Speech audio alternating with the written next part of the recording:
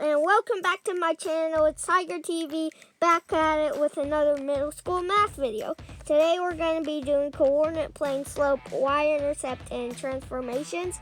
So I want you to just take a few screenshots, pause the video, read the stuff above first because we're going to go right into the practice problems.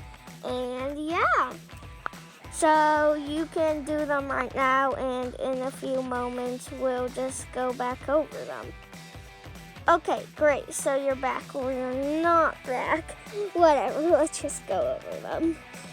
So first thing you do if you read above is you see if there are any repetitive x or y values, and there aren't here.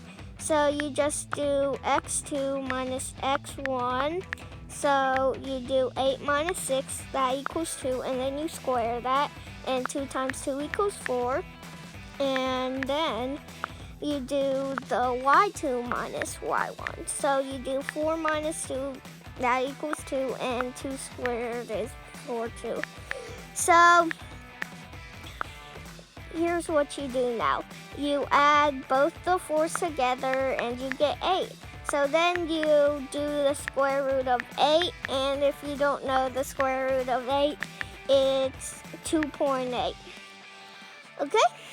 So after I type this in, we're gonna hop into problem number 2. Okay, so it says, what is the distance between 6, 3 and 6, negative 4? So remember, the first thing you do is see if there are any repetitive x or y values. Here there is, so then we just find the distance between 3 and negative 4. So we do 3 minus negative 4, and that equals 7. Okay? So next, on number 3, we have to figure out the slope. Right? So the formula to do that, if you read it, is y2 minus y1 divided by x2 minus x1. Sorry. I'm not very good at the whole talking and typing thing. Just sorry. Okay, so now we just do what the formula says. So first we do 5 minus 1, that equals 4. Then we do 6 minus 5, that equals 1. And 4 divided by 1 is 4. So the answer is 4. So for number 4, we have to do, basically, we have to translate it. So we just add the certain amount or subtract a certain amount to the coordinates. So for number 1, it's 4, 2. So you add 3 to the x, so that'll be 7. And then you minus 4 to the y, and that's going to be negative 2. So for the second point, so you add 3 to 8, 3 to 5, and that makes it 8. And then you do 3 minus 4, and that will be negative 1. So for the third point, you do 4 plus 3, that equals 7. And then you do negative 3 minus 4, and that's negative 7. Like I said, I'm really sorry for, I'm not really good at speech, and I'm not really good at typing. So sorry for that. And yeah, let's just hop right into number 5. So for number 5, it says a triangle has a length 6, 5, and 8. If you make it half its size, what are the lengths of the sides now? Okay, so first of all we have to do is divide all the sides by 2. So that one's really easy. Yeah, I don't really have to explain anything for this. Just let me type this down real quickly. So like I said, I'm not really good at typing, and I'm not really good at speech. And yeah, so I'm really sorry for that. If you don't like my videos because of that, you don't have to keep watching me. But if you do like my videos, you can definitely consider hitting that subscribe button and liking my videos. Okay, so for number 6, so you have to do rotation. So as you might know if you read the stuff above, once you rotate every 90 degrees, you swap the coordinates, and then the coordinates are plus and minus dependent on what quadrant they are in. So if you read the stuff above, you will also know what quadrants are. Okay, so for point number 1, we rotated one quadrant. So currently it was in quadrant 1, and we rotated it one quadrant clockwise.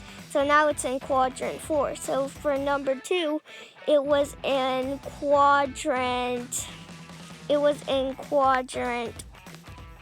4. So then we moved it to quadrant 3. So that's gonna be 2 minuses. And we swapped the coordinates for all of these points. Remember that. So for number 3, it's also in quadrant 1. So then we move it over to quadrant 4, which is plus x minus y. Okay, so for the 4th point, it's 3, negative 2. So then, yeah, I totally just messed up at typing for number 3. Okay, so it was 2, 4. So I'm sorry about that. So it was 2, 4. So then we had to move it to quadrant 4. So now it's gonna be 4, negative 2. Sorry. Okay, so for the 4th point, it's gonna be, so it's currently in quadrant 4. So we have to move it to quadrant 3 now. So the answer is going to be negative 2, negative 3. Okay, so I'm really sorry if I'm not that good at speaking, and if I stumble a lot, and if I'm not that good at typing. So I don't want to over apologize too much, if that's even a word. Okay, so sorry. So let's just hop into number 7. So if you watch my previous videos, you learned how to simplify the equations. So that's what we're going to do here. So it's y equals 3x minus 10 now. So if you looked above or read it above, you'll see that it said that the equation to solve it, the slope and y-intercept is y equals mx plus b. So the slope was the m and the y-intercept was the b. So right here the slope equals 3 and the y-intercept equals negative 10. Okay, so I hope you liked this lesson. I'm sorry if I stutter a lot, and I'm sorry that if I type slowly or if I don't type good. Yeah, I'm sorry for those. I am really sorry, sincerely. I really have to work on it. So I'll try to work on it in time for my next video. So yeah, I'll see you in my next video, and take it easy.